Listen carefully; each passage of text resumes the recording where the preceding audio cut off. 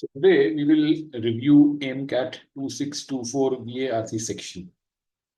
So this is the first mock that I'm reviewing for VARC this year. Earlier I've been doing regular reviews of time, CL and IMS. So uh, let's dive right in. Let's look at what this mock had to offer. So पहला question. Now as we know CAT 2024 में pattern change हो गया था. Pattern change in the sense that order of questions पहले बहुत straight forward था, 4 RCs 8 ये questions, but last year they had a sudden change which through people of track कि वीए और आरसी मिक्स कर दिए. एक वीए 3 4 आरसी 2 वीए फिर एक आरसी, ऐसा करके मिक्स्ड क्वेश्चंस आ गए थे. लोग काफी घबरा गए और अटेम्प्ट नहीं कर पाए टू देयर पोटेंशियल. तो इस बार देखते हैं क्या सडन चेंजेस करेंगे. But anyway, let's start with this first question, which is about the odd one out. So these dangers were first recognized. So obviously, this is not the first sentence. Man has used poison for assassination purposes ever since the dawn of civilization against individual enemies and against armies. This is an independent statement which can definitely start with that.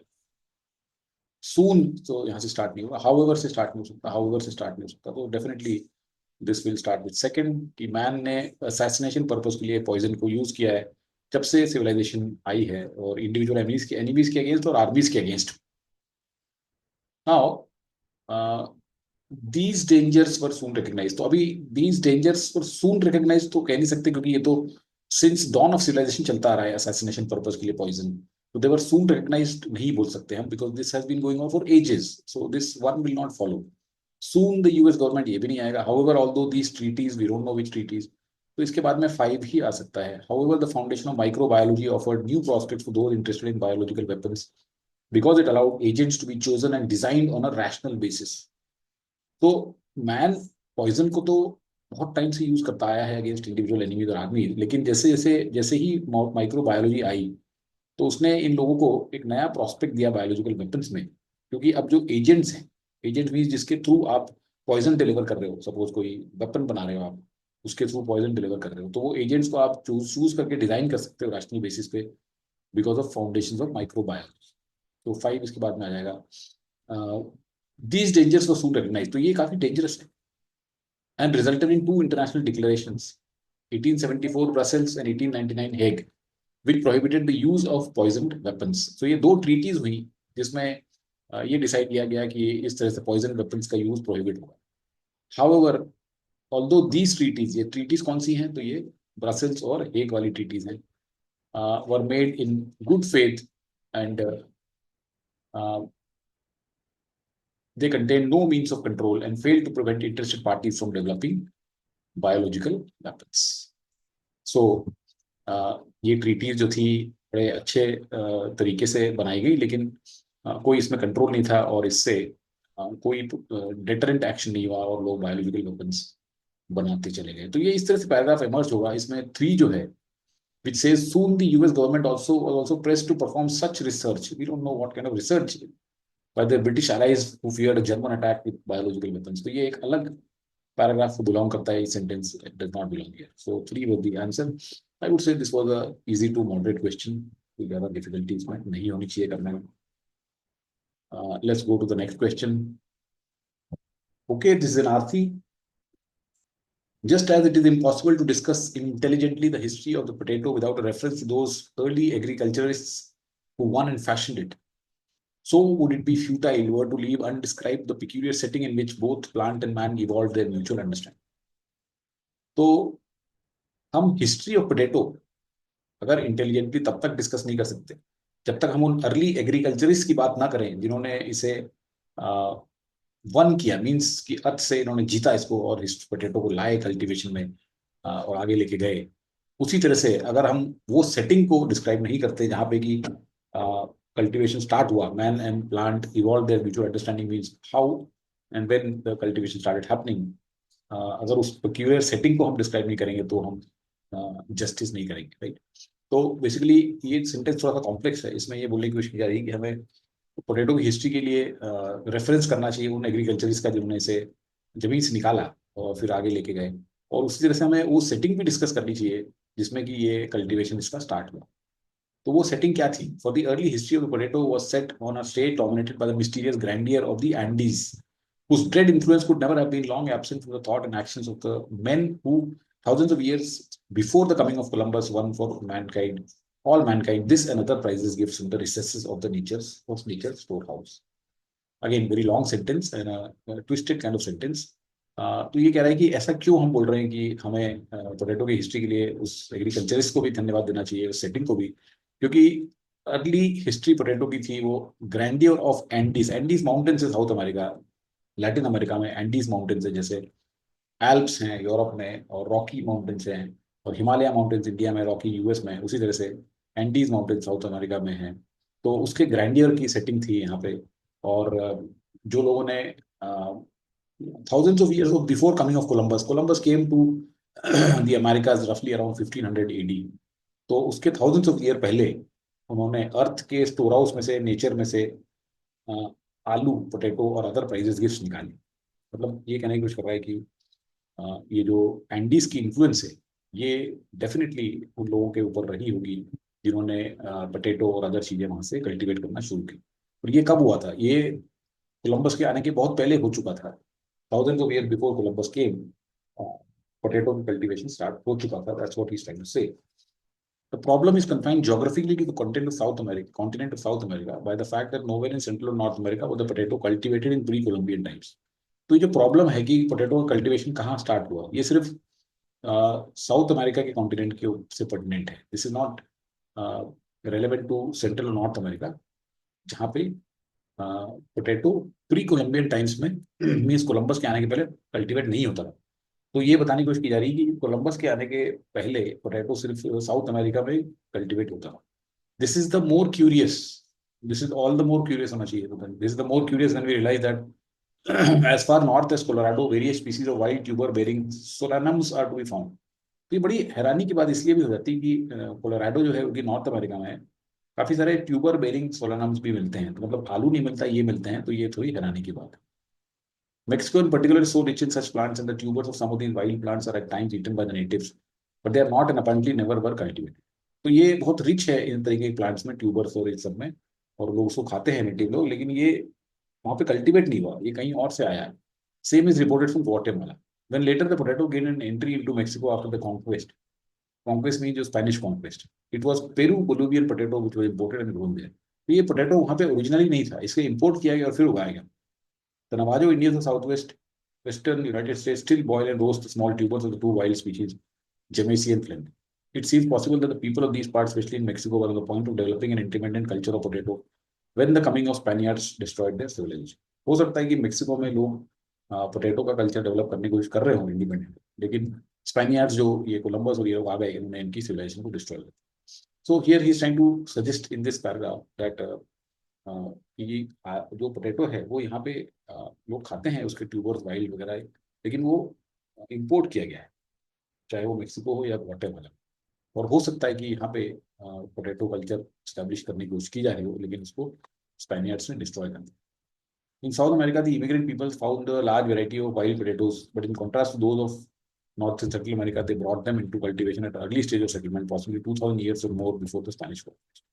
South America में immigrant लोग जो आए थे वहां पे, उन्हें बहुत सारे वाइल्ड पोटैटो मिले जो कि उन्हें नॉर्थ और सेंट्रल अमेरिका में नहीं मिले थे।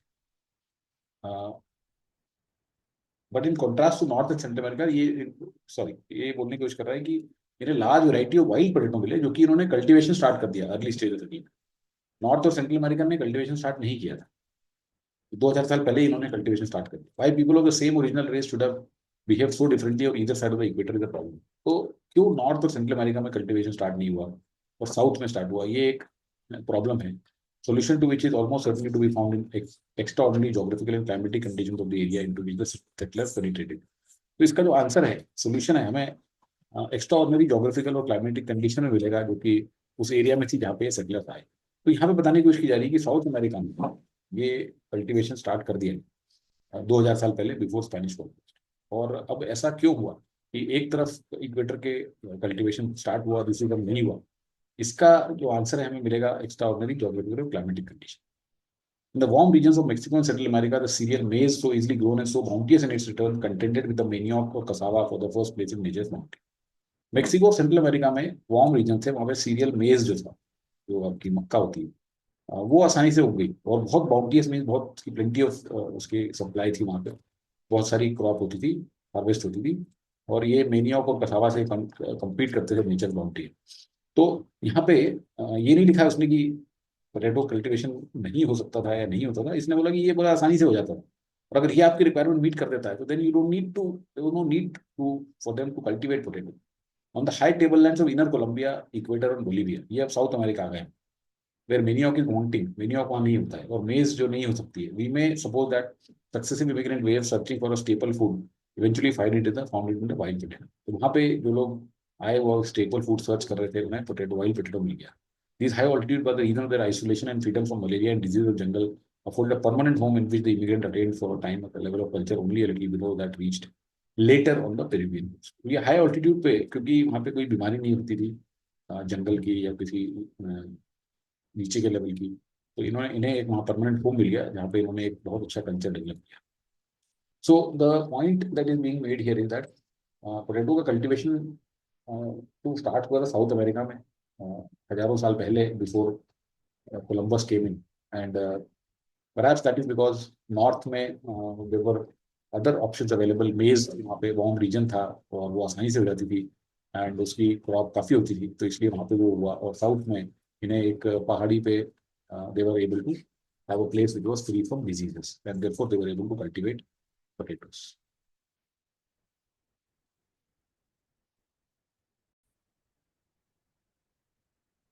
So let's move to the questions now। The problem in the sentence, the problem is confined geographically to the continent of South America, para 2 can be interpreted as। तो ये problem क्या है कि problem is confined geographically to the continent of South America by the fact that nowhere in Central or North America was the potato cultivated in pre-Columbian times। तो ये problem ये है कि ये पर्टिकुलर पोटैटो का कल्टीवेशन कब start हुआ, कहाँ स्टार्ट हुआ, राइट, पिक्यूलियर सेटिंग जो थी, तो कब ये प्लांट और man evolve there mutual understanding means कब ये कल्टीवेशन स्टार्ट हुआ, क्योंकि कल्टीवेशन नॉर्थ और सेंट्रल अमेरिका में तो होता नहीं है, ये तो इन्होंने बताया हुआ है। So let's look for such an answer.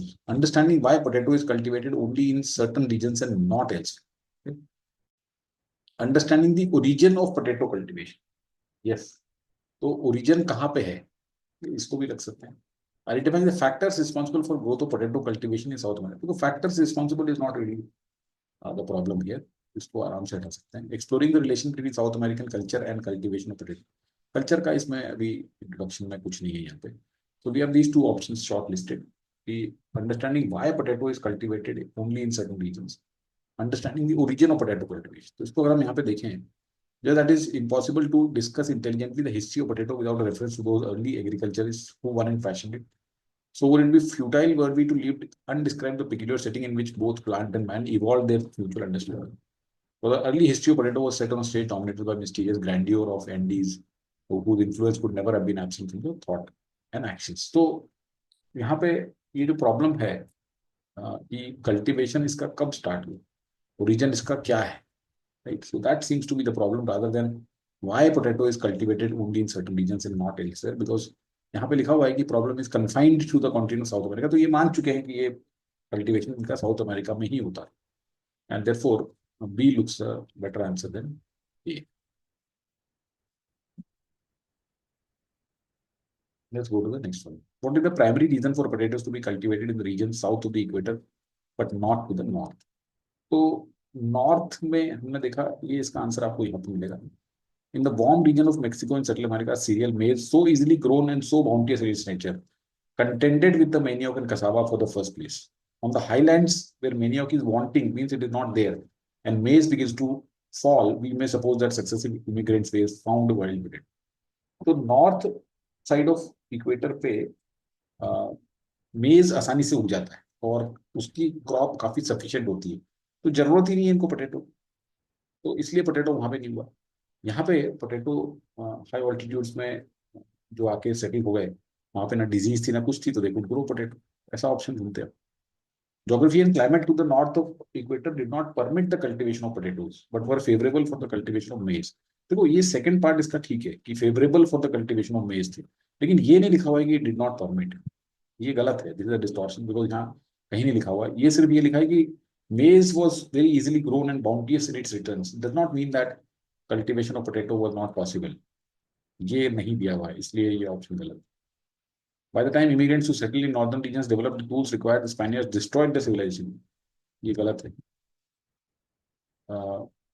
Develop the tools required ऐसा कहीं भी नहीं दिखा हुआ है। यहाँ पे ये जरूर बताया गया है कि ऐसा हो सकता है, हो सकता, it seems possible that they were on the point of developing an independent culture of potato, ऐसा लिखा है वहाँ पे, लेकिन ये नहीं लिखा हुआ है कि they develop the tools required for the cultivation of potato. तो कल्चर और टूल्स रिक्वायर्ड में बहुत फर्क होता है, तो ये गलत है। Southern regions, because of geographic and climatic conditions, had an abundance of wild potatoes which were not present in the north. Southern regions, because of geographic and climate conditions, देखो geographic और climate conditions में ये नहीं बोला है कि it is because of that।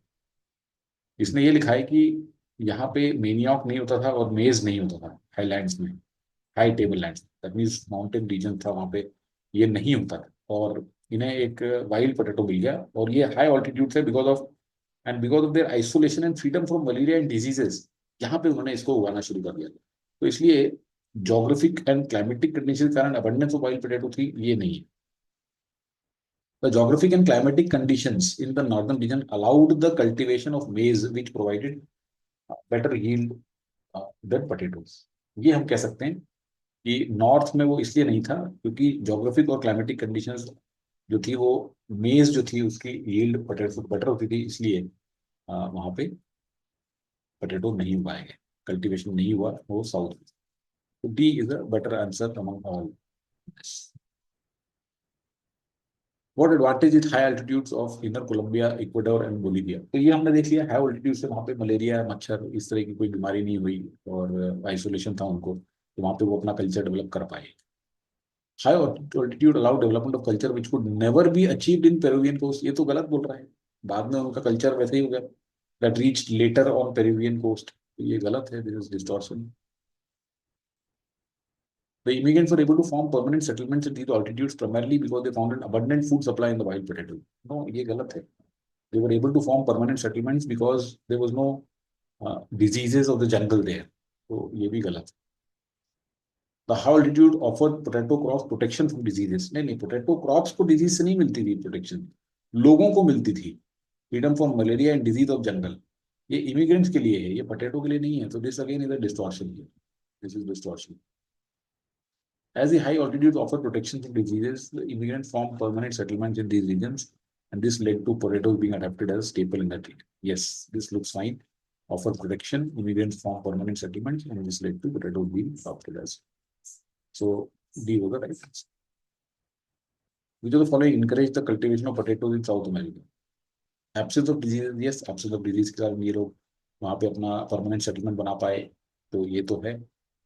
Presence of endemic wild potato, वहाँ पे वाइल्ड पोटैटो बहुत होते थे, एंडेमिक भी उसी रीजन में, तो ये भी लिखा हुआ है यहाँ पे कि they had found eventually found it in the wild potato, तो ये भी है। स्पेनिश कॉन्क्वेस्ट नहीं है बिल्कुल। हाई ऑल्टीट्यूड, यस, ये भी है। इनका नहीं है। तो 1, 2 and 4 answer, this was an easy question. इसमें अगर हम देखेंगे कि फोर्थ और फिफ्थ थोड़े इजी क्वेश्चन थे, फर्स्ट और सेकंड थोड़े से डाइसी थे। Not a great passage I would say, from a CAT perspective ऐसा पैसेज नहीं आता है, थोड़ा सा कंफ्यूजिंग भी, अननेसेसरी करके रखा हुआ है। Still, average kind of a passage. I would not say very happy to it। Let's move to the next one।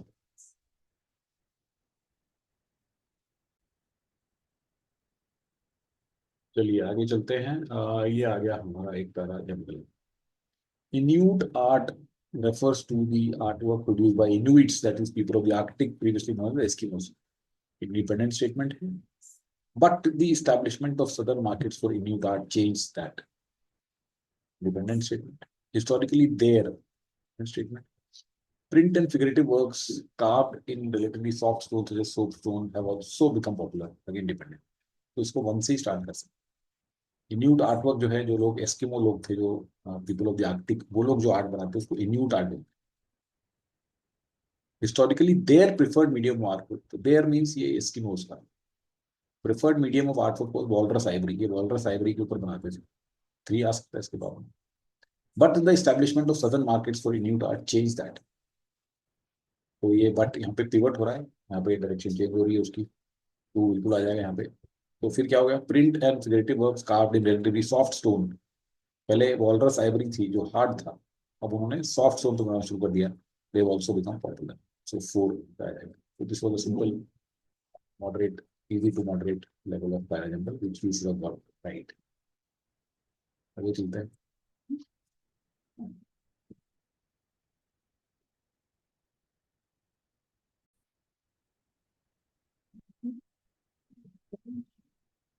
That would also would make them stop dividing and eventually die. This cannot be um,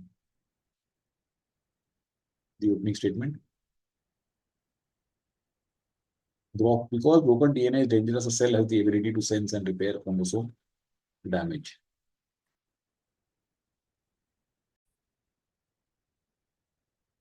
Telomeres do not shorten in tissues where cells do not continually divide, such as heart muscle. Without telomeres, chromosome ends could fuse together and corrupt the cell's genetic blueprint, possibly causing malfunction, cause cancer, or cell death. Without telomeres, the ends of chromosome would look like broken DNA. Cell would try to fix something that wasn't broken. This is a very difficult odd one out, and my suggestion would be to move over, mark whatever comes to your mind, because it's extremely complicated. First of all, the area from which it has been taken is DNA, telomeres, chromosome. So not too many people understand that. जो लोग थोड़ा scientifically या biology ऐसे पढ़े हुए हैं उनको शायद समझ में आएगा, बाकी लोगों को तो बिल्कुल समझ नहीं आएगा। एंड देन इसमें अगर क्लूज देखेंगे तो सिर्फ एक क्लू मुझे दिख रहा है, दैट ऑल्सो, राइट। ये भी एक इंडिपेंडेंट स्टेटमेंट है, ये भी एक इंडिपेंडेंट स्टेटमेंट है, और ये भी एक इंडिपेंडेंट स्टेटमेंट, एंड ये भी एक independent statement. So when you have four independent statements and nothing looks like it's connected, then it's better to leave such a question and move, because you end up wasting time. So it's not a very good question. However, let's see if we can still work it out. उल्टा चलते हैं, that also would make them stop dividing and eventually die. So that also, that क्या है, if we are able to figure out that क्या है, तो at least हमें last के दो पता पड़ जाएंगे। Even make them stop and dividing and eventually die, ये तो एक तरह से एंड सेंटेंस लग रहा है। Because broken DNA is dangerous, a cell has the ability to sense and repair chromosome damage. That also would make them, this doesn't make sense. Telomeres do not shorten in tissues where cells do not continue to divide, such as heart muscle. इसका भी कोई sense नहीं है। Without telomeres, chromosomes ends could fuse together and corrupt the cell's genetic blueprint, possibly causing malfunction. That also, again, without telomeres, the ends of chromosome would actually would look like broken DNA, and the cell would try to fix something that wasn't broken. That also would make them stop dividing. So that also would make them. तो इसके पहले भी कुछ dying वाली बात होनी चाहिए, और इसके बाद में भी हो रही है। तो let's see if 5 and 1 works. Without telomeres, the end of chromosome would look like broken DNA. Cell would try to fix something that wasn't broken. That also would make them stop dividing and eventually die. तो ये उसके कारण भी मर सकते। अगर हम 4 से स्टार्ट करते हैं, without telomeres chromosome ends could fuse together and corrupt the cells genetic blueprint. Telomere क्या होता है, टेलोमेर जैसे शू लेस होती है ना, हमारे एंड में शू लेस के आगे एक छोटा सा होता है जो भी टाई अप करके रखता है, तो उस तरह के टेलोमेर होता है। could fuse together and corrupt the cells, possibly causing malfunction, cancer, or cell death. Because broken DNA is dangerous, cell has the ability to sense and repair. तो क्या 4 to 5 हो सकता है, ये भी हो सकता है। इसमें सिर्फ मुझे एक क्लू नजर आ रहा है, एक अगर इसको ढंग से हम पढ़ेंगे तो एक और क्लू है, वो ये है कि third sentence talks about a very specific thing such as heart muscle. This is a very specific example. Do not shorten in tissues where cells do not continue to divide, such as heart muscle. This is a very specific example. और जबकि ये जो बाकी के sentences हैं, chromosome, DNA, टेलीमेयर की बात करें, टेलोमेयर, तो which are more connected. So this one basically becomes an odd one out for this reason also. और 4 to 5 वन एक इसमें बन सकता है। Okay, so anyway, quite a bad, pathetic question. You should simply leave it. Let's go to the next one, which is a passage. The widespread use of antibiotics encourages the pathogens they are directed against to become inured to their effects. So, um,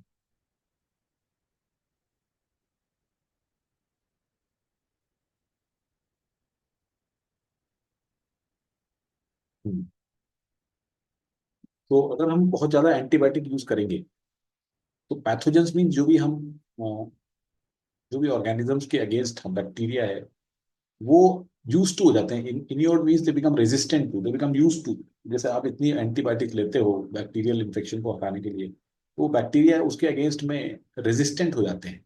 that is well known. Some pathogens develop the ability to inactivate the antibiotic before it can do harm. Others can rapidly pump the antibiotic out of bacterial cells. तो कुछ pathogen जो है वो आपकी antibiotic को inactivate कर देते हैं, इसके पहले कि वो पैथोजन को खत्म कर देते हैं। पैथोजन हमारे लिए एनिमी है। पैथोजन मीन्स जो बैक्टीरिया हमारी बॉडी को अटैक कर रहा है, हमारी बीमारी करने की कोशिश कर रहा है, तो एंटीबायोटिक जो है वो उसको हार्म करता है। तो before the antibiotic does some harm they inactivate. Others can rapidly pump the antibiotic out of bacterial cells. तो ऐसे करके ये पैथोजेंस ऐसी हरकतें कर सकते हैं। But antibiotics cause damage to non target species as well. So these two tend to evolve immunity. Since most antibiotics are administered by mouth, many bacteria that live peacefully in the human gut are particularly susceptible to such evolutionary pressures. तो अब आपने antibiotic ली, आपका purpose ये था कि जो bacteria आपको harm पहुंचाया है वो मर जाए, लेकिन ये नॉन टारगेट स्पीशीज को भी अफेक्ट कर देता है और वो भी इम्यूनिटी इसके अगेंस्ट में अचीव कर लेते हैं, मतलब वो भी अफेक्ट होना बंद हो जाता है। एंटीबायोटिक्स माउथ से जाते हैं, दैट मीन आपकी गट में जाते हैं, पेट में जाते हैं। तो हमारी जो कई सारे बैक्टीरिया जो पेट के लिए अच्छे भी हैं, वो बेसिकली ससेप्टेबल होते हैं। That mean they you may and up finishing those which you don't want. The medical consequences of this are ill understood because most gut bacteria are anaerobes, flourishing only in the absence of oxygen and hence difficult to culture. But Lisa Mayer of European Molecular Biology Laboratory in Heidelberg and her colleagues have grown 40 strains in anaerobic conditions. अब ये जो gut bacteria है ये इस तरीके से antibiotics की use से खत्म हो जाते हैं, तो इसके क्या कॉन्सिक्वेंसेज हैं ये हम समझ नहीं पाए, because gut bacteria anaerobic हैं। दैट मीन्स ये सिर्फ एब्सेंस ऑफ ऑक्सीजन में फ्लरिश होते हैं, तो इनको कल्चर डेवलप नहीं कर सकते हम, क्योंकि अगर ऑक्सीजन नहीं है तो कहाँ पे डेवलप करेंगे। लेकिन लीजा मायर ने 40 ट्रेन एन एरोबिक कंडीशन में उगा के देख लिए। They then expose this cultures to hundreds of drugs for range of elements. The study published in nature reveals the way gut bacteria becomes resistant to antibiotics exposure to drugs that were designed to act on human cells rather than microbial ones. तो उन्होंने 40 trains develop कर लिए हैं और इसको इस particular culture को उन्होंने एक्सपोज किया है कई सारी ड्रग्स जो हम लेते हैं अलग अलग एलिमेंट्स में। और जो उनकी स्टडी पब्लिश हुई है वो बताती है कि गट बैक्टीरिया किस तरह से एंटीबायोटिक से रेजिस्टेंट बन जाते हैं। तो क्योंकि एक्सपोजर टू ड्रग्स जो एक्सपोजर होता है उनके, जो कि ह्यूमन सेल्स के ऊपर एक्ट करनी चाहिए से रादर देन माइक्रोबियल वंस, तो इस तरह से वो रेजिस्टेंट हो जाते हैं antibiotics. Of the drugs in study, 156 for antibacterial, 144 antibiotics, 12 antiseptics, but a further 835 such as painkillers and blood pressure pills were not intended to harm bacteria. तो जो हमने ड्रग्स वहां पे इन्होंने स्टडी की 156 उसमें से एंटीबैक्टीरियल थी, लेकिन 835 ऐसी थी जो कि बैक्टीरिया को हार्म करने के लिए नहीं थी। तो अब जैसे ब्लड प्रेशर की दवाई लेते हैं, पेन किलर लेते हैं, this is not suppose to harm the bacteria, right? Yet almost 203 quarter did. These accidental bactericides included proton pump inhibitors such as omeprazole to treat acid reflux, calcium channel blockers, antihistamine, painkillers, and antipsychotics. In case of antipsychotics, these chemically diverse drugs affect many of the same strains of gut bacteria. तो यहाँ पे बताने की कोशिश की जा रही है कि किस तरीके से जो हमने ऐसी दवाइयाँ भी टेस्ट करी यहाँ पे जो कि बैक्टीरिया के लिए हार्म के लिए नहीं बनी है, लेकिन फिर भी वो ऑलमोस्ट 1/4 उसमें हार्म करती चली गई। और वो कौन कौन से थी ऐसी एक्सीडेंटल जो थी, वो ओमिप्रोजोल, कैल्शियम बेस्ड, ये सब थी जो आप अलग अलग चीजों के लिए लेते हो। और एंटी साइकोटिक के केस में बहुत सारे same strains of blood bacteria को उसने अफेक्ट कर, राइट? सो पैसेज को अगर क्विकली रिकॉल करेंगे यहाँ से तक तो बताया गया है कि एंटीबायोटिक्स रेजिस्टेंट हो जाता है हमारा कोई भी बैक्टीरिया, और हमारे जो गट बैक्टीरिया है वो अच्छा बैक्टीरिया है, लेकिन वो भी बेसिकली इसके कारण हार्म हो जाता है। और इसके कॉन्सिक्वेंसेस समझना मुश्किल है, क्योंकि बैक्टीरिया के कल्चर को हम सिर्फ एक विदाउट ऑक्सीजन में कल्टिवेट कर सकते हैं, तो इसलिए बहुत मुश्किल है। लेकिन फिर भी लीजा मायर ने उसको करके देखी है और उस कल्चर्स को काफ़ी सारी ड्रग्स जो है उनके साथ में टेस्ट किया, तो उसमें देखा गया कि एंटी बैक्टीरियल्स के अलावा जो नॉर्मल दूसरी ड्रग है, जो भी दूसरी बीमारियों के लिए है, उसमें से भी ऑलमोस्ट 1/4 ने इन बैक्टीरिया को मार दिया। और इस तरीके से ये अफेक्ट हुआ उस पर। The researchers noticed too that the strains of bacteria most resistant to the effects of drug not aimed at them were also those most resistant to antibiotics. तो strains of bacteria most resistant to effects of drugs not aimed at them, तो जो ऐसे strains of bacteria थे जो कि resistant थे to the effect of drugs not in them, पर also most resistant to antibiotics. वही बैक्टीरिया जो थे वो एंटीबायोटिक्स के भी रेजिस्टेंट थे। राइट, मतलब कि सपोज करो आपने 156 एंटी बैक्टीरियल दिया और फॉर 835 आपने दूसरी टाइप की दवाई दी जो कि एंटी बैक्टीरियल नहीं थी, तो जितने बैक्टीरिया इनके लिए रेजिस्टेंट थे, इनके लिए उतने ही बैक्टीरिया मोस्ट रेजिस्टेंट थे एंटी बैक्टीरियल्स के लिए। To check if indeed that was the case, Dr. Meyer and his colleagues first looked at a particular strain of common gut bacterium, E. coli, which they knew carried an antibiotic resistance gene called TOIC. Bacteria that possess TOIC can make a protein that works as an antibiotic expulsion pump. Researchers found E. coli carrying TOLC were resistant to the effects of both antibiotic and non-antibiotic drugs, and E. coli engineered to lack it became susceptible to both. तो अब यहाँ पे एक particular उन्होंने bacteria test किया जिसका नाम था ई कोली, कॉमन गट बैक्टीरिया है वो, और इसके अंदर एंटीबायोटिक रेजिस्टेंस जीन भी होता है और इसके अंदर दूसरा भी जो दूसरी जो दवाइयां हैं उसको भी रेजिस्टेंट होता है। तो ये कैसे करता है, तो ये एक प्रोटीन बनाता है जो कि एंटीबायोटिक का एक्सपल्सन पंप के जैसे काम करता है। और रिसर्चर्स ने देखा कि ये जो ई कॉली है ये एंटीबायोटिक और नॉन एंटीबायोटिक तक दोनों रेजिस्टेंट है। और जो ई कॉली में इस तरीके की जो टीओएलसी नहीं रखी गई, that means it was made so that it did not include TolC, became susceptible to both, मतलब वो फिर एंटीबैक्टीरियल से भी खत्म हो गया और दूसरी ड्रग से भी खत्म। तो यहाँ पे एक पर्टिकुलर एग्जांपल दिया गया है ई Koli. The team that conducted a foray through the genome of E. coli intended to look at the protective effects of every gene the bug possesses. They brought a library of 4,000 E. coli strains, each of which was engineered to overproduce the protein encoded in one particular gene different from each strain. They studied the effects of 7 non-antibiotic drugs on each of these strains. अब इन्होंने एक और फिर study की, ये genome निकालना है ई कोली का कि क्या प्रोटेक्टिव इफेक्ट होते हैं हर जीन के इसके, मतलब इस पर्टिकुलर ई कोली में जितने भी जीन्स हैं उसके क्या प्रोटेक्टिव इफेक्ट है। तो उन्होंने 4,000 ई कोली स्ट्रेन्स लेके आए, जिसमें हर एक में एक प्रोटीन को ओवर प्रोड्यूस करने के लिए इंजीनियर कर दिया, included one particular gene different from each strain, और उसके बाद में उसका इफेक्ट देखा। They found that many cases where proteins in the genes which protected bacteria from cement drugs were once already known to make them resistant to antibiotics.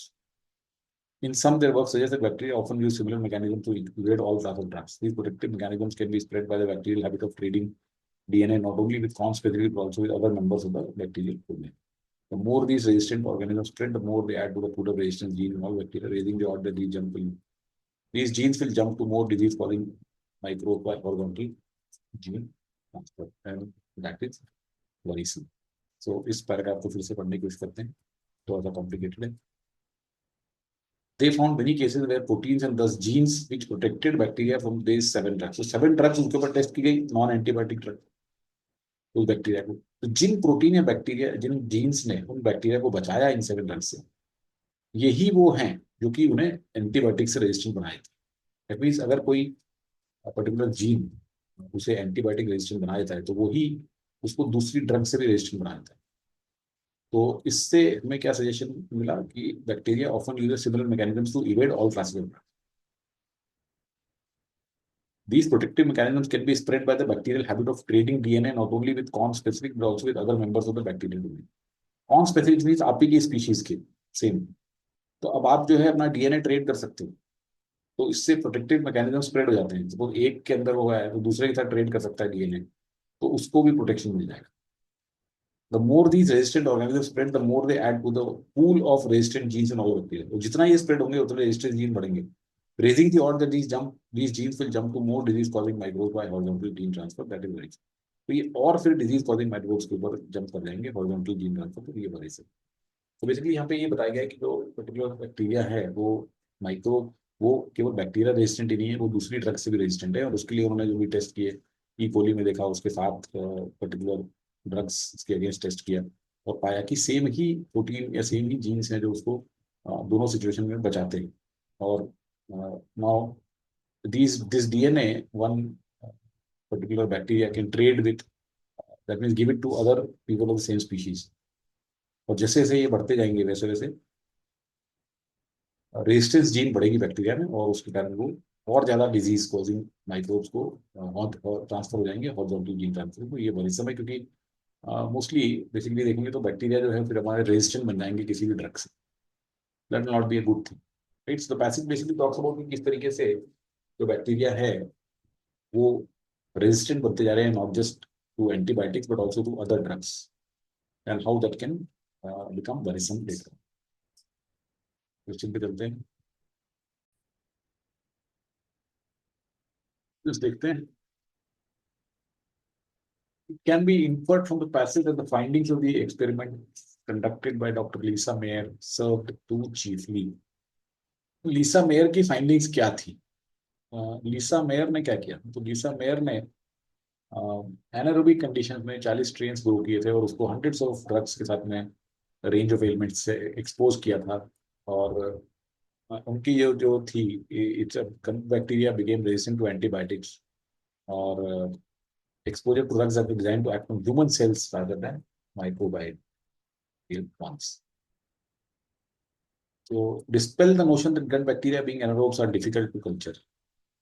तो क्या वो इसलिए या उनकी फाइंडिंग्स इंपॉर्टेंट थी कि वो ये बताएं कि गट बैक्टीरिया एनारोब्स होने के बाद डिफिकल्ट टू कल्चर है? नहीं, ऐसा नहीं है। To dispel the notion, highlight that every type of bacteria has become less responsive to the antibiotic treatment design to combat. ऐसा कुछ नहीं है एवरी टाइप ऑफ बैक्टीरिया, ये बहुत ही एक्सट्रीम है और वैसे ही गलत हो जाएगा। इस तरह का ऑप्शन गलत हो जाता है। एवरी टाइप ऑफ बैक्टीरिया की कोई बात नहीं हुई है। Indicate that non antibiotic drugs promote antibiotic resistance in gut microbes.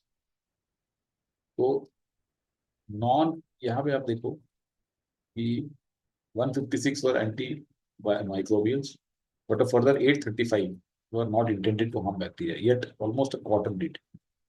So these accidental bactericides included proton pump inhibitors and all of these things. So researchers noticed that uh, most strains of bacteria are most resistant to the effect of not aid them, but also most resistant to antibiotics. So indicate that non-antibiotic drugs promote antibiotic resistance in gut microbes. ये हम कह सकते हैं क्योंकि यहाँ पे ये देखिए, ये वाला जो पैराग्राफ है इसमें इन्होंने ये बताया है कि अ, वो पर्टिकुलर स्प्रेड हो जाता है, राइट। इनफैक्ट एंड तक अगर हम जाके देखेंगे तो ये जो पर्टिकुलर यहाँ पे कह रहा है कि नॉन एंटीबायोटिक ड्रग्स जो है इससे किस तरीके से एंटीबायोटिक बिहेवियर से रेजिस्टेंट प्रमोट हो जाता है, वो यहाँ पे लिखा हुआ है। Proteins which protected bacteria from these seven were already known to make them resistant to antibiotics. The bacteria can use similar mechanism to evade all cover. These protective mechanisms can be spread by bacterial habit of creating DNA. The more these resistant, the more they add to the pool of resistance, raising the odds. तो basically horizontal gene transfer से हम कह सकते हैं कि non antibiotic drugs जो है ये प्रमोट करती है एंटीबायोटिक रेजिस्टेंस इन कट माइक्रोब्स। तो इसको रख सकते हैं। Prove that one bacterium acquired antibiotic resistance by acquiring the associated gene from the other via horizontal gene transfer. One bacterium acquired antibiotic resistance by acquiring the associated gene from another. See, ये एक bacterium की बात नहीं कर रहा है यहाँ पे, इन जनरल है। It served to chiefly findings of the experiments ने क्या आपको बताया, उसने यही बताया ना कि जो नॉन एंटीबायोटिक ड्रग्स हैं उसके कारण जो रेजिस्टेंट होता है वो प्रमोट होता है इवन एंटीबायोटिक्स के अगेंस्ट, और वो स्प्रेड हो जाता है। तो इसलिए B is not the answer, C becomes right answer. Which of the following correctly represents examples of accidental bactericides mentioned in the passage? ये क्वेश्चन इजी है, ये क्वेश्चन इजी है। यहाँ पे दिया हुआ है omeprazole, calcium channel blockers, antihistamine, painkiller, antipsychotics. तो calcium channel blockers, painkillers, omeprazole, तो ये भी है। एंटीसेप्टिक्स एंड एंटीसाइकोटिक्स, एंटीसेप्टिक्स यहाँ पर नहीं लिखा हुआ है। एंटीसाइकोटिक्स जरूर लिखा हुआ, this is not given, so therefore this is incorrect. Antihistamines दिया हुआ है, बिल्कुल दिया हुआ है। कैल्शियम चैनल ब्लॉकर भी दिया हुआ है, साइकोट एंटी साइकोटिक भी दिया हुआ है, प्रोटॉन पंप इनहिबिटर भी दिया हुआ है, प्रोटॉन पंप इनहिबिटर्स ये लिखा हुआ है, और पेन किलर भी दिया। So this list looks complete, will keep it. Blood pressure pills, omeprazole ठीक है, एंटी साइकोटिक ठीक है, एंटी माइक्रोबियल एजेंट्स कहाँ दिया, एंटी हिस्टामाइन ठीक है। सो यहाँ पे ब्लड प्रेशर पिल्स तो चलो यहाँ दिया हुआ है, एक तरह से कह सकते हैं calcium channel blockers to lower blood pressure, ये तो कह सकते हैं, लेकिन एंटी माइक्रोबियल एजेंट्स कहाँ दिया हुआ है, तो इसलिए इसमें ये गलत है।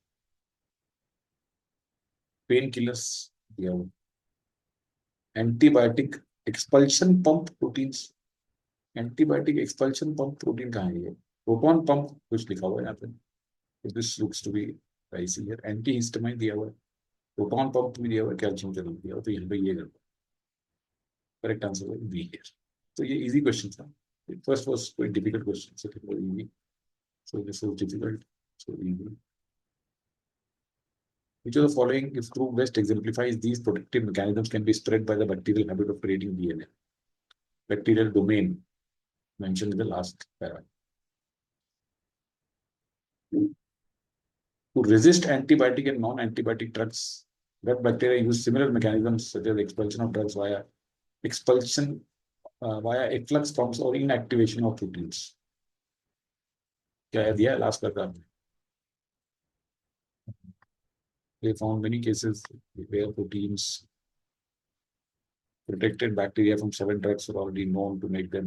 Bacteria use similar mechanisms, breeding, jump to. तो इसमें ये expulsion वगैरह जैसा कुछ भी नहीं दिया हुआ है. So this is wrong. The effect of antipsychotics and painkillers could in part result in gut flora. ऐसा कहीं पे भी नहीं दिया लास्ट पर. Antibiotic remove drugs such as bacteria, leaving resistant bacteria behind to produce a result of natural selection. Nothing like that. Gut bacteria of patients consuming painkillers or proton pump inhibitors evolve a resistance which is passed on to other pathogens attacking the body. Yes, pass on हो जाता है, right, कि अगर आपने pain killers या proton pump inhibitors खाए, ये जैसे यहाँ पे लिखा हुआ है, pain killers proton pump inhibitor, इससे जो आपका गट बैक्टीरिया जो है वो एक रेजिस्टेंस इवॉल्व कर लेता है, और जो कि फिर पास ऑन हो जाती है दूसरे पैथोजेंस को, ये लिखा हुआ है यहाँ पे, reading but also members of bacterial domain, तो वो दूसरों को भी पास ऑन करता है. So this looks fine. We go with D. Which of the following additional studies can serve to alleviate what the author calls worrisome in the last paragraph of the passage? तो worrisome क्या है कि जो horizontal gene transfer है, तो इसको कैसे prevent कर सकते हैं? Study showing that gut bacteria seldom come into contact with disease causing bacteria. So gut bacteria अगर disease causing bacteria के contact में नहीं आया तो भी transfer नहीं होगा, so this looks fine. Studies focusing on assessing the impact of gut bacteria on patients consuming accidental bactericides and pathogens that subsequently infected the body. ये कैसे उसको प्रिवेंट करेगा? Alleviate what the author, alleviate means to improve, ये जो वरिसम है उसको कैसे हटाएं. Okay, so this is not the use. Epidemiological studies linking antibiotic consumption and dissemination of resistant bacterial strains. Doesn't make any sense. Some therapeutic studies linking high antibiotic concentration to antibiotic resistance via horizontal gene transfer, mutagenesis, ये सब कहाँ पे कुछ नहीं है. Correct answer इसमें ए है, gut bacteria come into contact with disease-causing bacteria. So that's this passage. Now, let me tell you something about this passage. ये obviously time की मॉक है. मैं आपको बता दूं, आज तक जितने भी कैट आई हैव गिवन, या आप देखेंगे अगर उठा के, this kind of passage never comes. First of all, because this is too technical. This, in fact, moves into the arena of subject matter expertise at times. Horizontal gene transfer and this beta blockers and this. See, this is a reading comprehension test. It is not a test of your scientific capability or your understanding all these genes and very highly technical kind of a. And even the questions that were there, you look at these options. You look at these options. Can Some therapeutic studies linking high antibiotic in the gut to antibiotic resistance via this mutagenesis changes in gene expression. I mean, what kind of option is this? ये तो हमें first वाला simple straightforward answer था. But if you look at all of these and epidemiological studies linking antibiotic consumption, what kind of passage is this? So not really passage which comes in cat. Trust me. ठीक है, गलत है आपका, कितने सही हुए कितने नहीं हुए, that's a different issue. But these kind of passages never come in cat, so don't get scared if you think that this is something that you couldn't handle. Okay, let's move to the next question. The history of chess is a history of metaphors and moral lessons. It emerged in 5th century India, wherever it has gone since it has been a ludic mirror image for the world around it.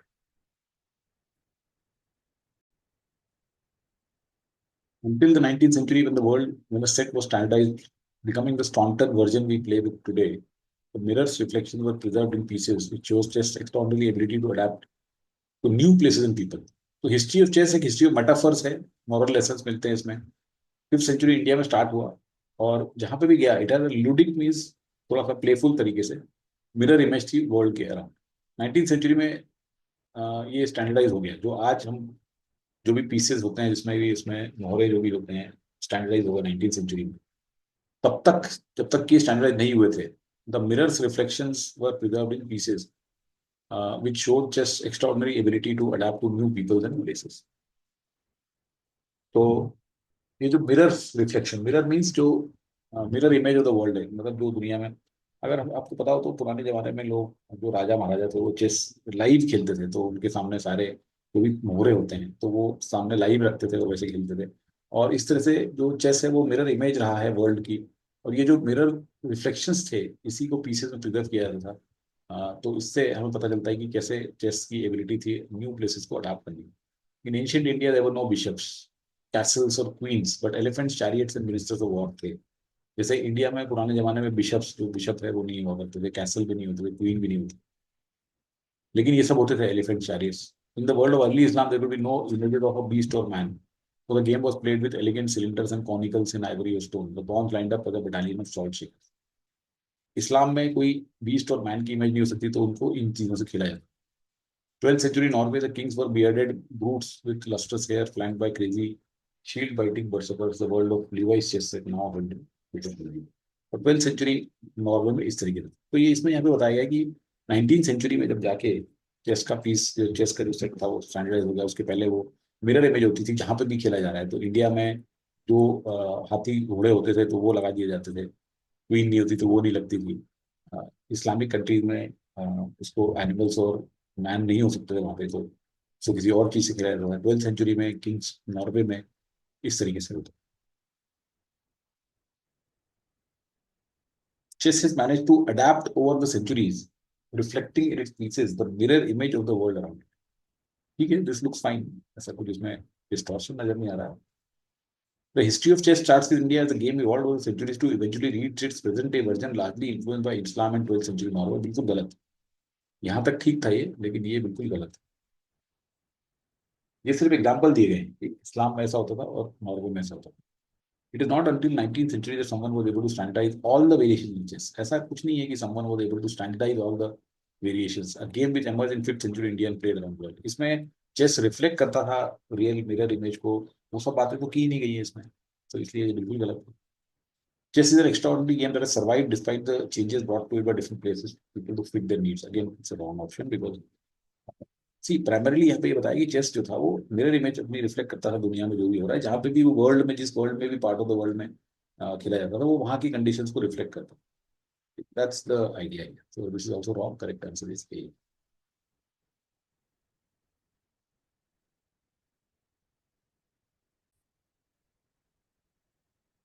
Okay, next question. The young man believed he was a profit. तो ये sentence completion, अगर para completion का question है, तो इसमें हमें देखना है कि ये कहाँ पे फिट होगा.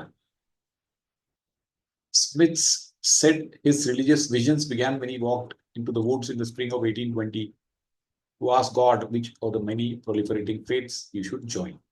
तो स्मिथ के रिलीजियस विजन्स जब स्टार्ट हुए, जब ये स्प्रिंग ऑफ 1820 में वुड्स में वॉक करने लगा और भगवान से पूछता था कि जो बहुत सारे फेथ्स फैले हुए हैं, उसमें से कौन सा ज्वाइन करूं? तो young man believed he was a profit. यहाँ पे कुछ फिट नहीं होता। The Lord heard my cry in the wilderness, तो ये जो लॉर्ड से पूछ रहा है आज कौन सा फेथ ज्वाइन करूं, ये यहाँ पे बताया गया है, Lord heard my cry in the wilderness mean जंगल में, Smith rode and told him not to join any establish church. तो स्मिथ को कहा गया कि आप किसी भी इस्टेब्लिश चर्च को ज्वाइन ना कीजिए। आ, क्या यहाँ पे आएगा? According to Mormon belief an angel name Moroni came to Smith on the night of September 21, 1823 and told the teenager about a set of golden plates recording the ancient forgotten inhabitants of America. The young man believed he was a prophet. I don't know, यहाँ पे तो fit होने का कोई sense ही नजर नहीं आ रहा। Smith said he later found them. Them means set of golden plates. तो ये जो them है, ये set of golden plates के लिए है। And obviously when you are using them for here, so it should refer to something in the previous sentence. You cannot have a pronoun and then the noun two sentences back. तो ये them refers to set of golden plates, और इसलिए यहाँ पे ये three पे तो बिल्कुल ही नहीं आ सकता। Today known as hill Cumorah near his father's farm in Manchester, New York. यहाँ पे young man believe in the prophet का कोई मतलब नहीं है, तो ये बेसिकली टू पे ही आ सकता है। It can not go anywhere. The young man believe he was the profit. Profit means he was like जो ये होते हैं हमारे भगवान के रूप, प्रॉफिट्स, एक प्रॉफिट मोहम्मद जैसे। सो इसको कहा कि तुम कोई चर्च ज्वाइन मत करो, और इसको लग लगा कि मैं एक प्रॉफिट बी में आके यहाँ पे सेकंड पे फिट हो जाए। वी स्पोक ऑफ वॉर, तो कौन है वी हमें नहीं पता। ही हैज पता नहीं कौन है। Just outside there lives an old well known respected Dutch painter, ये ओपनिंग स्टेटमेंट हो सकता है। I went to see his, तो थ्री से स्टार्ट हो जाएगा आराम से। Just outside Amsterdam, there lives a old, well-known, respected Dutch painter. He has worked this. He refers to this guy. Hard throughout his life, but he has only produced, as far as the world knows, a few drawings and one large canvas, which is in the National Museum. I went to see his second major work, a triptych of war. तो ये first इसका major work है, तो ये second major work देखिएगा, a triptych of the war. We spoke of war, old age, vocation of the painter. Then he opened the door of his studio to let me go in first. One से आगे and there. So very straightforward, easy paradigm. Okay, let's go to the next one. Okay, which is a passage.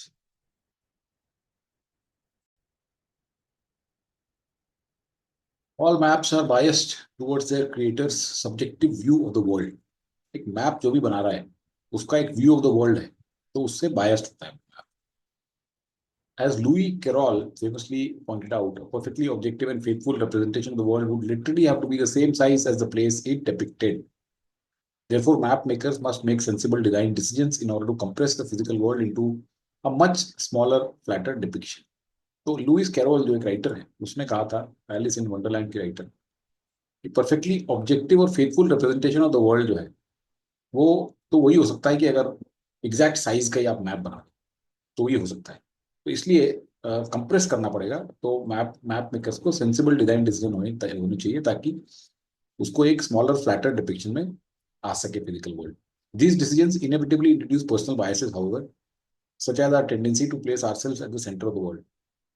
तो सभी की tendency है कि हम दुनिया का सेंटर है, सेंटर ऑफ द वर्ल्ड, तो अपने आप को वहीं पर रख देते हैं, तो इससे बायसेस आ जाते हैं।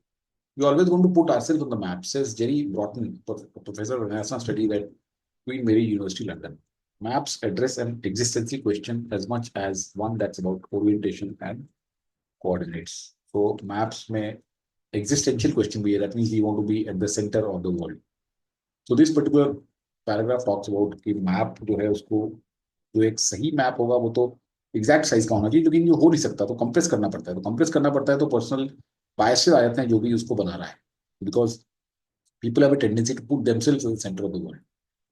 We want to find ourselves on the map, but at the same time, we are also outside of the map, rising above the world and looking down as if we were God. It's a transcendental experience. तो हम अपने आप को, हमें map पे भी देखना है, और उसी टाइम हमें मैप के बाहर भी होना है, as if we were God, we were looking down up from above. तो मतलब दोनों चीजें हैं। एक transcendental mean something that crosses over, something that goes into the other world.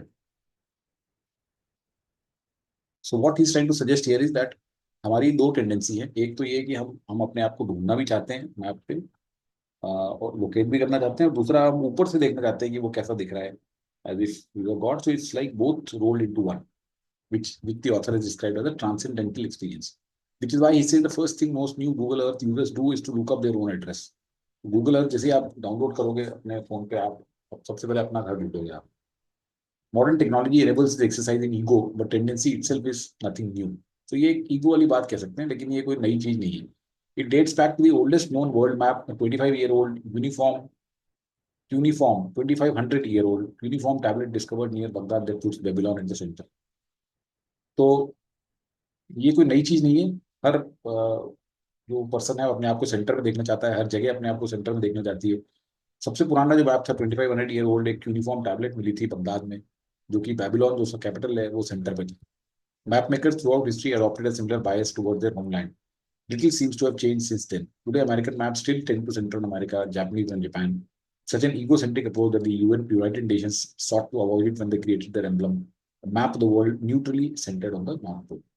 तो यहाँ पे ये बताया कि हर जो पर्टिकुलर कंट्री है वो अपने आप को सेंटर में देखना चाहती है, चाहे वो बेबीलोन हो पुराने जमाने की, या आज के जमाने का अमेरिका हो, या जापान जापान हो। इसीलिए यूनाइटेड नेशन ने अपना एम्बलम जब बनाया तो उन्होंने जो मैप रखा वो नॉर्थ पोल पे सेंटर्ड था।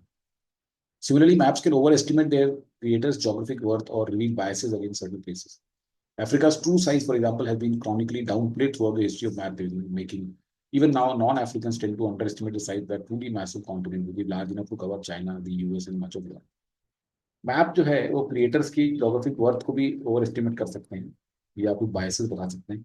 जैसे Africa, Africa is not considered a great place, that's why the size of Africa has been under represented or downplayed in most of the maps throughout the history of map making.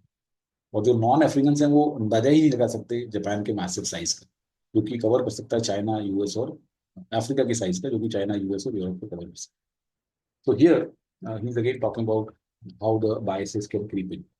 Religious, political, and economic agendas also come into play, adulterating a map's objectivity. किसी के religious agenda आ गए, कुछ political agenda आ गए, economic agenda आ गए। The maps of World War II, for example, were incredibly propagandist. Means जो government है या जो भी रूलर है उसके प्रोपेगेंडा को चला रही है, जो वो चाहता है उसको आगे प्रोपोगेट किया जा रहा है। Depicting dreadful red bears and red perils, Broughton says the maps were distorted to tell a political message. तो मैप्स में बेसिकली कुछ कुछ चीजें ऐसी डाल दी जाती है ताकि कुछ पॉलिटिकल मैसेजेस कन्वे कर सके, राइट। जैसे सिंपल एग्जांपल आज की तारीख में अगर आप देखें तो चाइना चाइना जो एक मैप बनाता है वर्ल्ड का, उसमें अरुणाचल प्रदेश को और लद्दाख के काफी पोर्शन को अपने पास रखता है। पाकिस्तान जो मैप बनाता है उसमें जो पाकिस्तान ऑक्युपाइड कश्मीर ही नहीं बल्कि कश्मीर को भी अपना ही पार्ट दिखाता है। तो ये मैप्स जो है ये डिस्टॉर्टेड कर दिए जाते हैं to tell a political message. तो Pakistan wants to convey that Kashmir belongs to it, China wants to convey that Arunachal Pradesh and lot of other territory of India belongs to it. तो इस तरीके से अगर आप देखेंगे कि जो मैप्स हैं वो प्रोपेगेंडिस्ट है, that means they convey the propaganda of the government और the country that is creating it. तो इससे भी मैप की ऑब्जेक्टिविटी खत्म हो जाती है। A map he continues will always have an agenda, an argument, a proposal about what the world looks like from a particular perspective. तो अपने perspective से लोग मैप बनाते हैं। Even digital maps skew toward the things that the user deem most important. Digital map भी उस तरफ biased होते हैं जहाँ पे उनके यूजर्स को जो चीज अच्छी लगती है। These areas that the majority sees as unworthy of attention, poor neighborhoods like Orangi Shanty Town in Karachi, Pakistan, Nezo slum in Mexico City, as well as those places that map makers do not often go, war-torn regions, North Korea remains grossly undermapped. और इसमें भी जो चीजें important नहीं है उन्हें नहीं दिखाया जाता, जैसे कई सारे स्लम्स हैं या कोई बेकार पार्ट ऑफ द टाउन है उसको दिखाती नहीं, या फिर जहाँ पे मैप मेकर्स नहीं जाते war torn regions North Korea वगैरह में, वो वहाँ पे मैप में उनका रिप्रेजेंटेशन नहीं हो पा रहा। This neglect means maps of remote regions can contain errors that go unnoticed for years.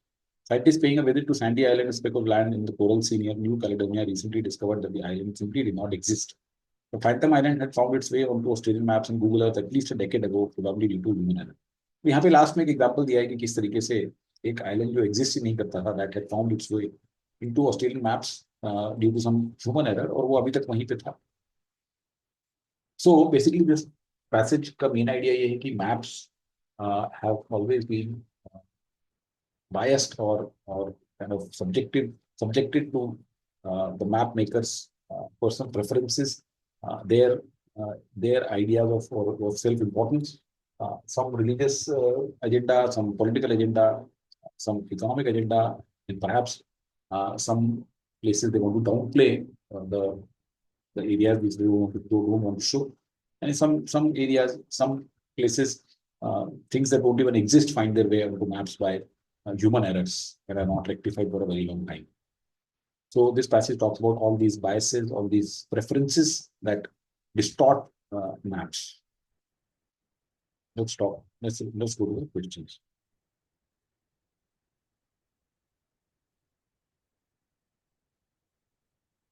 According to the author, why should a faithful representation of the world be the same size as the place it depicted?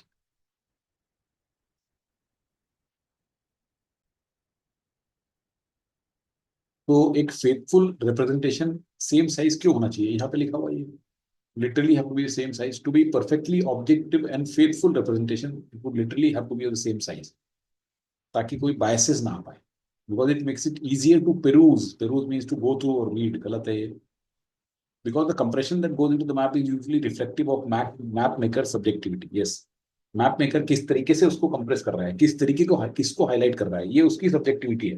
Right, वो अपने area को बड़ा करके दिखा देता है, दूसरे area को छोटा करके दिखा देता है. तो this definitely looks like probable answer, because map makers are prone to make absurd design decision. See, absurd जैसा कोई वर्ड नहीं है इसमें, रिडिकुलस अब्सर्ड जैसा कुछ नहीं है, तो this is totally wrong. Map makers tend to place their homes at the centre of the map.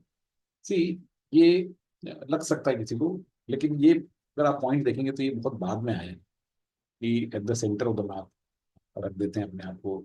Tendency is not changed, but then that is not really what यहाँ पे ये जो बताया गया है कि सेम साइज और क्यों होना चाहिए, क्योंकि वो ताकि परफेक्टली ऑब्जेक्टिव हो और वो सब्जेक्टिविटी को ना कैप्चर करे.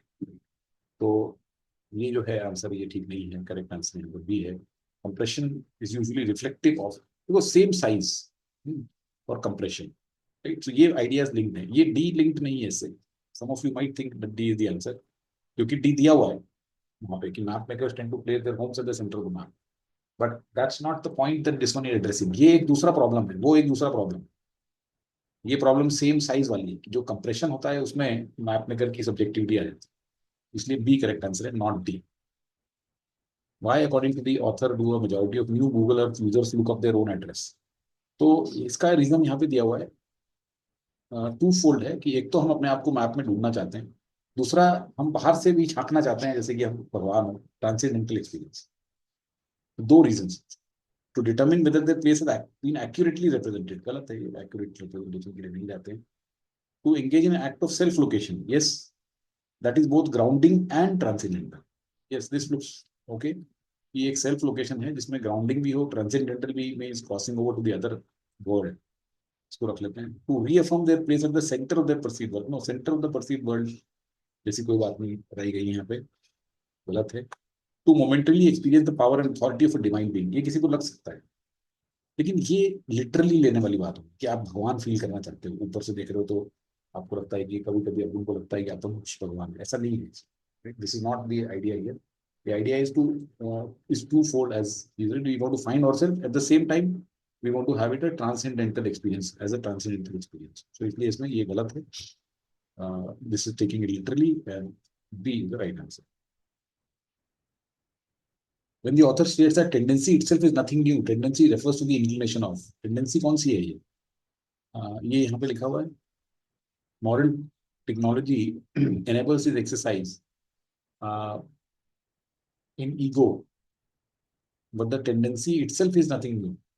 It dates back to the oldest known world. यहाँ पे अपने होमलैंड का बायस है, और अमेरिका के मैप अमेरिका में सेंटर्ड होते हैं, जापान की जापानीज. तो बेसिकली जो ये टेंडेंसी है ये है कि अपने आप को सेंटर ऑफ द मैप में डालने की. तो न्यू गूगल यूजर्स को look up their own address नहीं, डिस्टॉर्ट मैप्स नहीं, centre maps around the homeland. Yes, this tendency is nothing new. This is the tendency they are talking about. Use modern technology. गलत. All of the following factors contribute to the introduction of bias in the map except religious agenda दिया हुआ है. देखिए religious agenda, religious और political, ये दो तो यही बाहर हो गए. Importance of an area according to the map maker. Yes, importance of the area तो है ही है यहाँ पे. Overestimate their creators geographic worth, importance और reveal biases against certain places. तो ये यहाँ पे दिया हुआ है. Difficulty in verifying the veracity of a map. Veracity means truthfulness. तो जो मैप की ट्रूथफुलनेस वेरीफाई करने के कारण जो डिफिकल्टी होती है, उससे बायसेस, देखो उससे बायसेस नहीं आते, एरर्स आ सकती हैं. एरर्स आ सकती हैं कई बार. Neglect means maps can contain errors. This is not because of any bias. ये ऐसा नहीं है कि ये वाला जो आइलैंड है सैंडी आइलैंड, वो किसी ने इसलिए डाल दिया क्योंकि वहां पे वो रहता था, ऐसा नहीं है.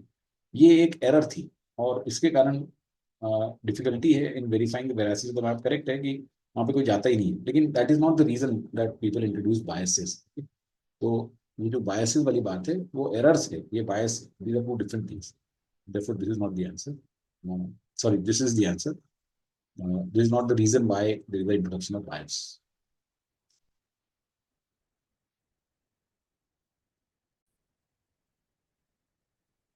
Let's look at this summary.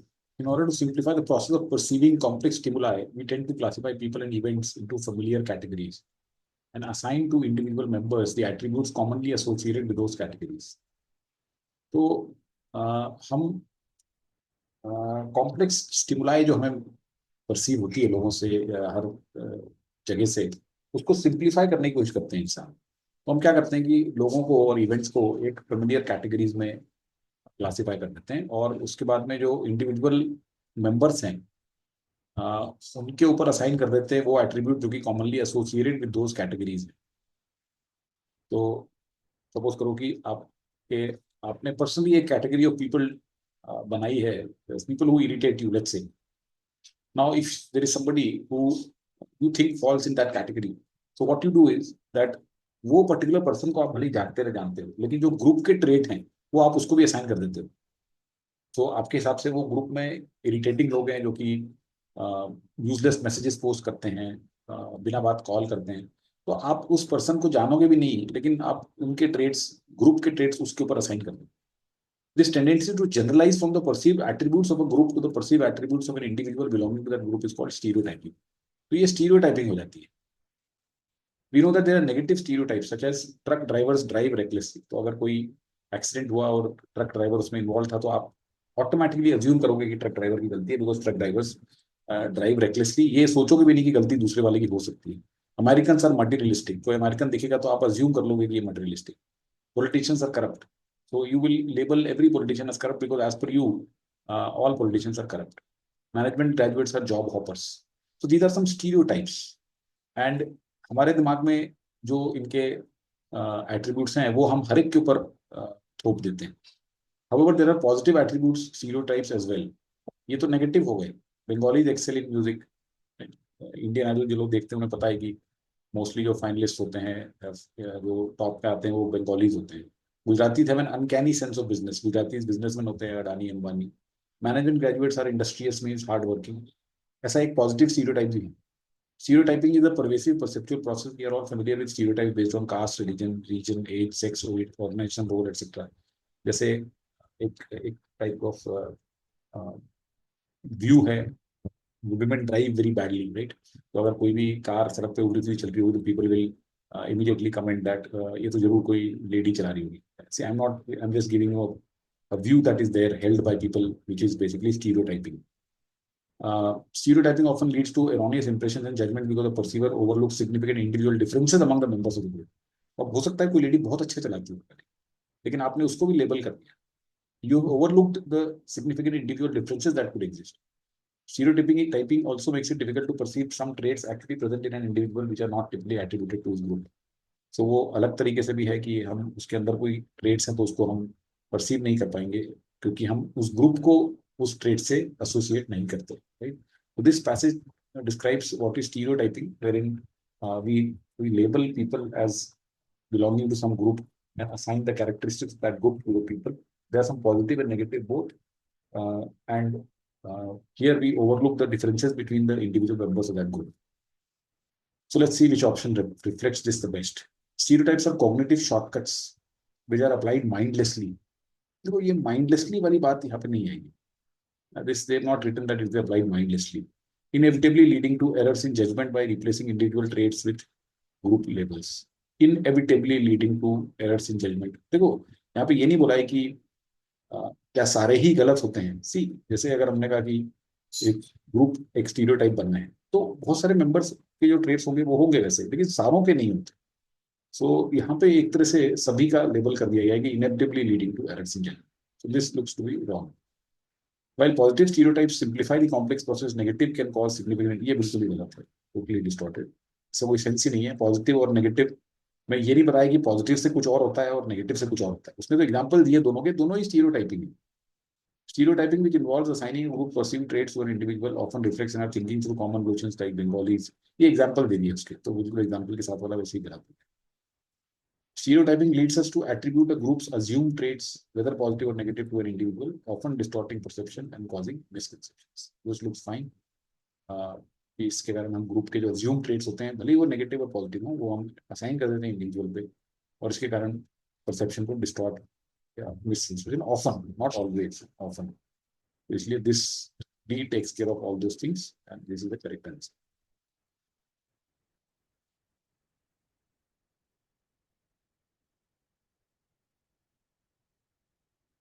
Okay, let's go to this passage. Since the dawn of industrialization, no advanced capitalist democracy has fallen out of ranks of high-income countries or regressed permanently into authoritarianism.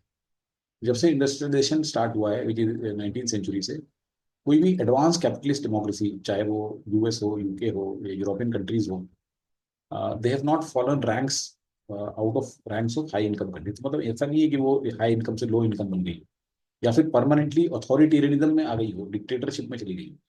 This is not a coincidence, says Torben Iverson of Harvard University and David Soskis of London School of Economics in their recent books Democracy and Prosperity.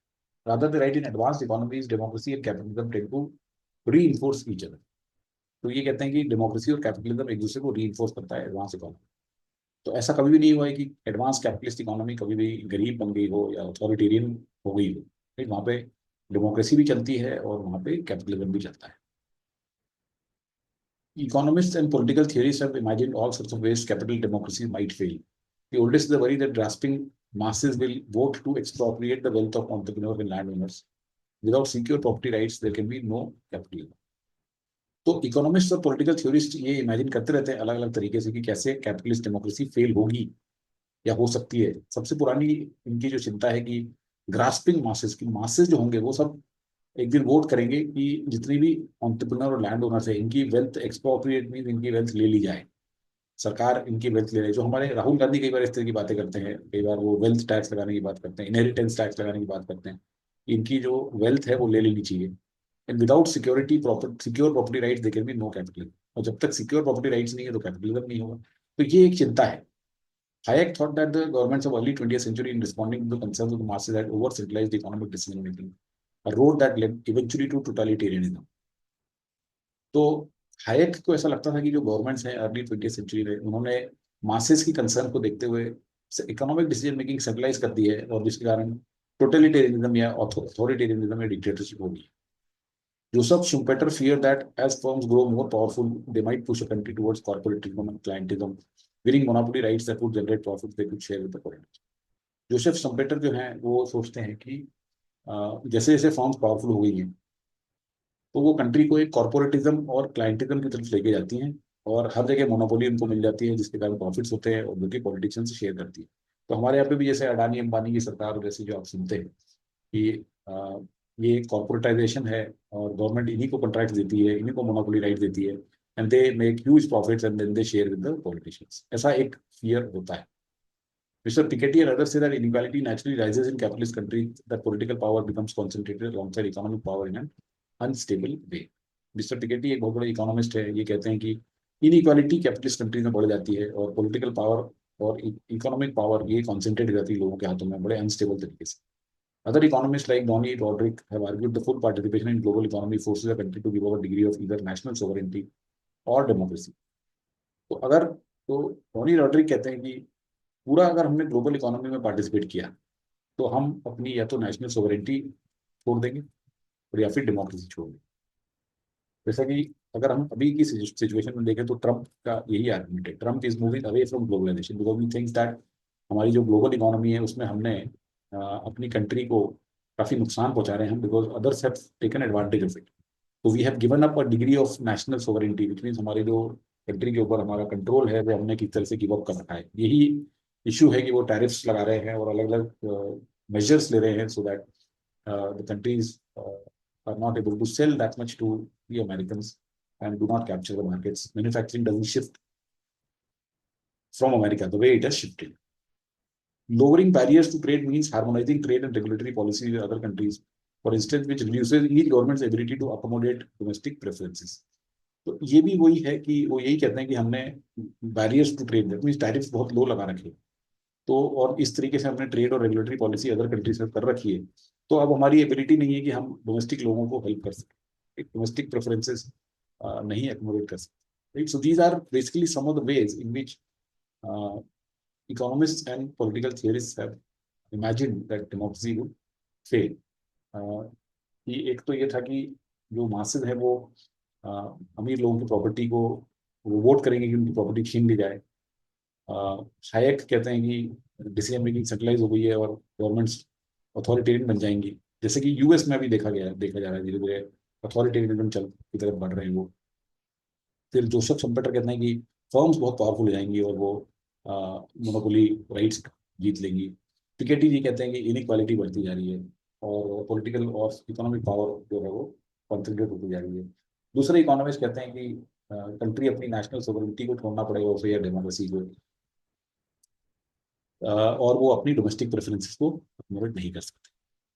तो ये सब dangers बताए जा रहे हैं। But democracy and capitalism are such uneasy bedfellows what explains their long coexistence in ritual.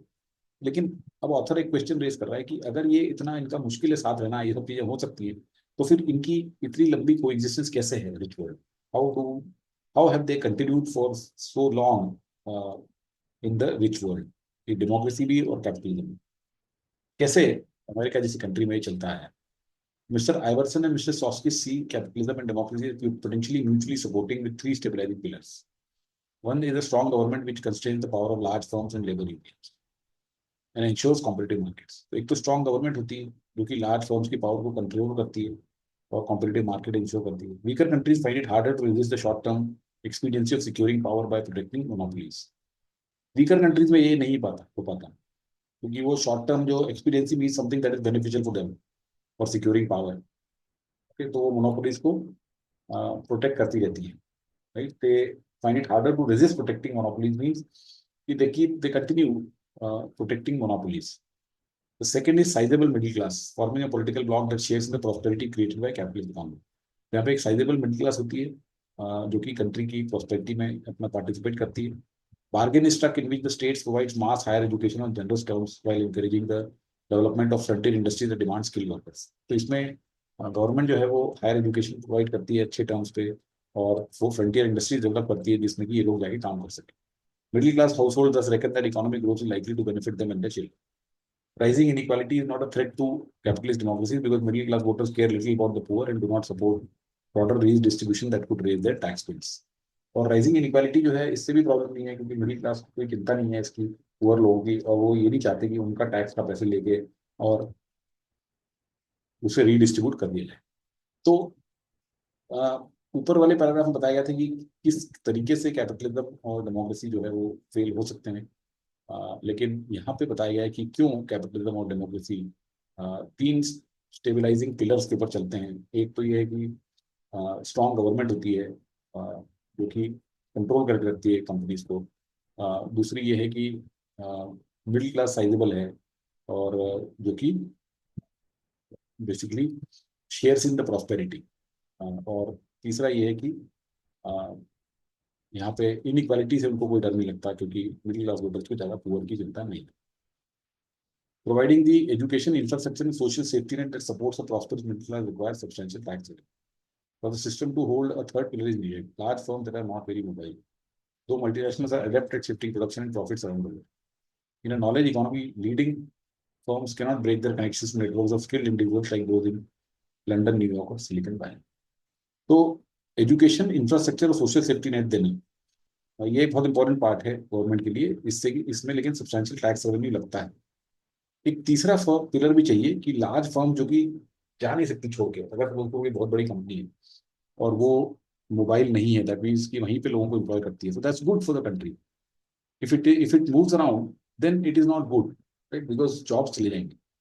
Multinational जो है वो अपना प्रोडक्शन शिफ्ट कर देती हैं प्रॉफिट्स हो रही है, लेकिन नॉलेज इकोनॉमी में जो जैसे कंसल्टिंग फर्म्स हैं या कोई अकाउंटिंग फर्म्स हैं और जिनके पास में स्किल्ड इंडिविजुअल्स हैं, तो ये बेसिकली नॉलेज इकोनॉमी में leading firms can not break their connections to network, तो ये वहीं पर रहती है.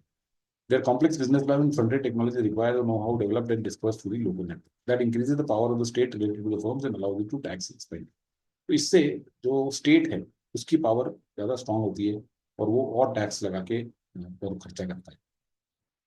तो बेसिकली यहाँ पे एक बात बताई गई है कि जो ये प्रॉस्पेरस मिडिल क्लास है, इसको चलाने के लिए सब्सटैंशियल टैक्स रेवेन्यू चाहिए. तो वो कैसे आता है वो बताया गया कि फर्म्स जो हैं नॉलेज इकोनॉमी में वो इतनी आसानी से मूव नहीं कर सकती लंदन, न्यूयॉर्क, सिलिकॉन वैली को छोड़ के. तो उनके कॉम्प्लेक्स बिजनेस प्लान होते हैं और वो इन्हीं के थ्रू चल सकते हैं.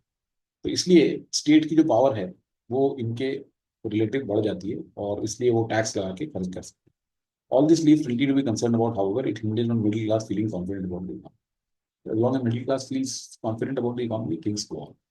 So this passage is about basically capitalism and democracy, how they have been able to maintain their status for a very long time in the advanced economies of the world. What are the threats? In what ways it can be dismantled?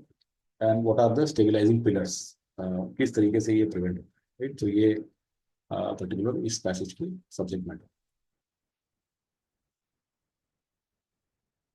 आगे चलते हैं.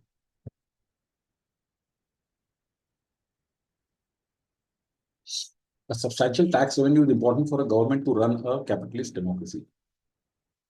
To limit the power of labor unions and larger firms that could turn into monopolies, बिल्कुल गलत. Labour union की कोई बात ऐसी नहीं हुई है वहां पे. To ensure broader distribution of wealth through various welfare. No, they don't want. Middle class जो है वो तो चाहती नहीं है कि रीडिस्ट्रीब्यूशन ऑफ वेल्थ हो. गलत. To provide the middle class the wherewithal to benefit from the economic growth of the country. Yes, ये यहाँ लिखा हुआ है साफ साफ इसमें कि मिडिल क्लास चलाने के लिए इनको providing the education, infrastructure, and social safety net that supports a prosperous middle class requires substantial tax revenue. Right? So substantial tax revenue is important for government to run a capitalist democracy. To provide the middle class the wherewithal, means the means to benefit. तो ये यहाँ से आ जाएगा. Right? So it's an easy question. To keep the masses from revolting against landowners. ये यहाँ पे ऊपर दिया हुआ है कि masses जो है वो लैंड ओनर्स के की प्रॉपर्टी को एक्सप्रोप्रिएट करने के लिए वोट दे देंगे, बट ये गलत है. इसका कोई सेंस नहीं. Which of the following, if true, invalidates the concern raised by the author about the theory advocated by Mr. Soskis and Mr. Iverson. तो मिस्टर सॉस्किस और आइवर्सन क्या कह रहे हैं? ये तीन स्टेबलाइजिंग पिलर है, राइट, जिसमें कि स्ट्रॉन्ग गवर्नमेंट है और साइजेबल मिडिल क्लास है और इसमें rising inequality is not a threat. तो अब यहाँ पे जो concern raised about by the author about the theory, तो ऑथर ने इसकी इनकी इनकी जो थियरी है इसके अगेंस्ट में क्या कंसर्न रेज किया है?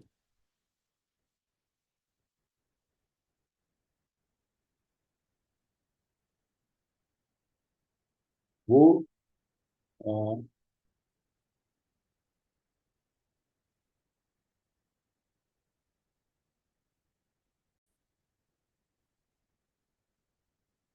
तो वो जो कंसर्न है वो अगर आप देखेंगे तो लास्ट सेंटेंस भी दिया हुआ, all this leaves plenty to be concerned about, however it hinges on the middle class feeling confident about the economy. ये कंसर्न है कि मिडिल क्लास को कॉन्फिडेंट फील होना चाहिए इकोनॉमी के लिए. This the concern the author has raised about the theory advocated by mister Soskice. तो इसको इनवैलिडेट करना है, मींस इसको वीकन करना है. That means you have to mark the answer that says that नहीं नहीं ऐसा कोई चिंता की बात नहीं है, मिडिल क्लास के बारे में चिंता करने की कोई जरूरत नहीं. Middle class do not have a sound understanding of fundamental principles of economics. This does not invalidate, rather it supports the concern. तो this is not true. Middle class constitutes less than a quarter of state's population. जी, numbers नहीं बताए गए यहाँ पे कि middle class important है, अब whether it is less than a quarter और it is more than a quarter is irrelevant. State doesn't have the wherewithal to provide education infra, ये तो गड़बड़ हो जाएगी फिर, ये तो सपोर्ट करेगा उसके उसके कंसर्न को. Middle class will always feel optimistic about capital economy, capitalist economy run by farmer. हाँ, इसकी कंसर्न खत्म हो गई ना. Middle class will always feel optimistic, यहाँ पे कह रहा है कि it hinges on middle class feeling confident about the economy. That means middle class should always feel optimistic और confident about the economy. तो अगर हम हमें ये कंसर्न खत्म करनी, तो अगर हम ये कहते हैं कि मिडिल क्लास तो हर समय कॉन्फिडेंट है, चिंता की कोई बात ही नहीं है, will always feel optimistic, therefore this will definitely invalidate the concern. ये किसी को लग सकता है B, middle class constitute less than a quarter. Less than a quarter means क्या, चलो 24% हो, तो भी बहुत सिग्निफिकेंट है. 24% middle class is also very significant. तो less than a quarter do not mean anything. Minuscule अगर लिखता कि middle class is the minuscule proportion of the whole population of the state, then we might have thought, but quarter is okay. All of the following are the ways in which capitalist democracies might fail except. Powerful companies might influence policymakers and grasp more power. ये तो बताया हुआ है वहाँ पे कि feared as firms grow more powerful, they might push a country towards corporatism with monopoly rights that could generate profit that could share with politicians. ये surely बताया हुआ है यहाँ पे. So this is a way in which capitalist democracy might fail, so not the answer. Inequality bred by capitalism leads to political instability. ये लिखा हुआ है यहाँ पे inequality. Inequality मिस्टर पिकेटी कहते हैं naturally rises, political power becomes concentrated. ये भी दिया हुआ है. Masses building voting powers make property owners insecure. Masses building voting powers make property owners insecure. तो क्या ये यहाँ पे दिया हुआ है ऐसा? Grasping masses will vote to expropriate the wealth of entrepreneurs and landowners. Without secure property rights, there can be no capitalism. इसको रख सकते हैं, इसको भी. Capitalist democracy in addressing the concerns of the masses risks becoming autocratic. ये भी साफ दिया हुआ है यहाँ पे कि वो एक ऑटोक्रेसी बन जाएगी. ये यहाँ पे दिया हुआ है.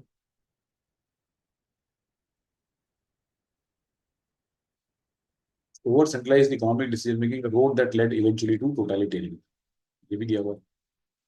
तो इसमें correct answer, masses wielding voting powers make property owners insecure.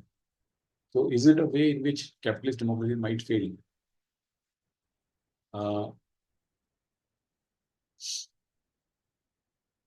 Economists and political theorists have imagined all sorts of ways in which capitalist democracy might fail. The oldest, the worry that grasping masses will vote to expropriate the wealth of entrepreneurs and landowners, and without secure property rights, there can be no capitalism. The masses wielding voting powers make property owners insecure. देखो यहाँ पे एक चीज missing है, ये लग सकता है हमें कि सही है. Masses wielding voting powers in isolation that will not make them insecure. See, masses के पास तो वोटिंग पावर होती है, लेकिन क्या उससे ये इनसिक्योर हो जाएंगे? नहीं. Masses wielding voting powers क्या करने के लिए? Vote to expropriate the wealth. So if they vote, voting powers vote to expropriate the wealth. अगर ऐसा लिखा होता उसमें कि जो मासेस हैं वो इस चीज को वोट करेंगे कि इनकी प्रॉपर्टी को हड़प लिया जाए और लोगों में बांट दिया जाए, तब वो इनसिक्योर होंगे, राइट.